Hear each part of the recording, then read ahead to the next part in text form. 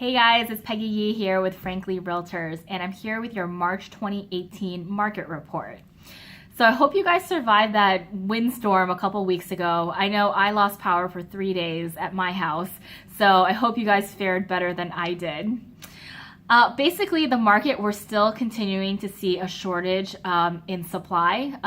There's only 1.5 months of supply in the market right now, which basically means that if we just took a snapshot in time, we would be able to sell everything that's on the market in 1.5 months.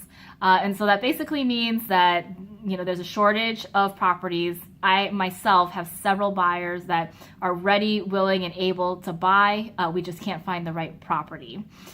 So if you know anybody that is even just thinking about selling, please have them contact me or let me know their contact information. I can see if it's a match for one of my buyers.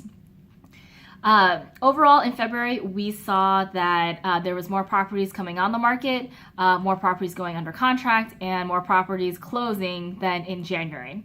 And I anticipate that trend to continue into March. So basically, there's just going to be more sellers on the market as well as more buyers. So it's just very busy out there.